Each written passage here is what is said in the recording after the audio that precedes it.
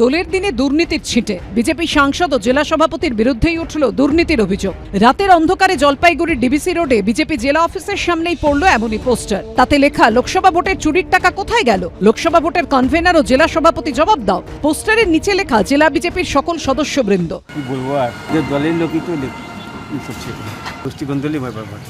প্রকাশ্যে আসছে, হ্যাঁ প্রকাশ্যে আসছে। সামনে বিধানসভা ভোট, সামনে তো বিধানসভা নষ্টটা হবেই। এখন প্রশ্ন, বিজেপির সাংসদ ও জেলা সভাপতির বিরুদ্ধে এমন অভিযোগ তুলছেন কারা? তবে কি দলের অন্দরেই চওড়া ফাটল?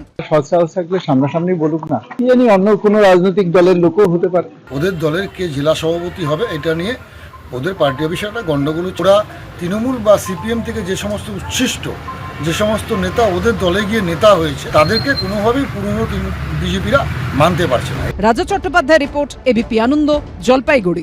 সিঙ্গুর তো ফ্লপ আন্দোলন, আমরাও যুক্ত হইনি।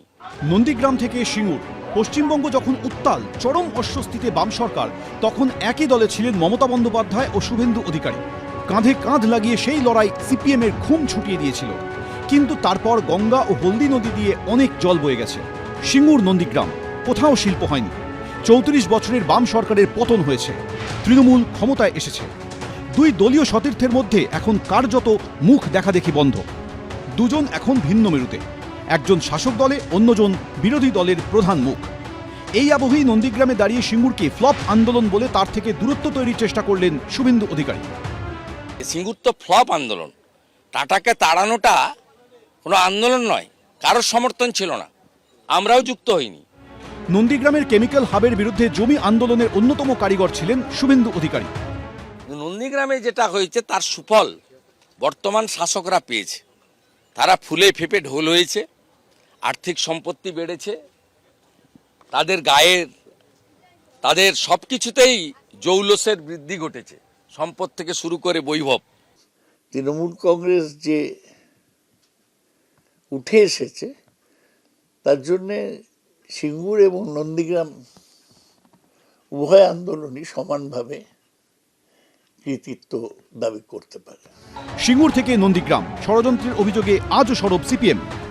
অনেক বড় চক্রান্ত, সেই গভীর চক্রান্তের অংশ এগুলো সব। নন্দীগ্রামও তার অংশ, সিঙ্গুরও তার অংশ। এখন মমতা বলছেন না না, নন্দীগ্রাম ওসব যা খারাপ হয়েছে ওটা চটি পড়া পুলিশ, ওটা অধিকারীরা জানে। আবার এখন সিঙ্গুর যা হয়েছে ওটা মমতা জানে, ওটা আমি জানি না, একই খেলা। তৃণমূল সরকারের শাসনে এক যুগেরও বেশি সময় পার হয়ে যাওয়ার পরও বঙ্গ রাজনীতিতে সিঙ্গুর, নন্দীগ্রাম এখনও প্রাসঙ্গিক। আশাবুল হোসেন, সৌভিক মজুমদার, রঞ্জিত হালদার, এবিপি আনন্দ।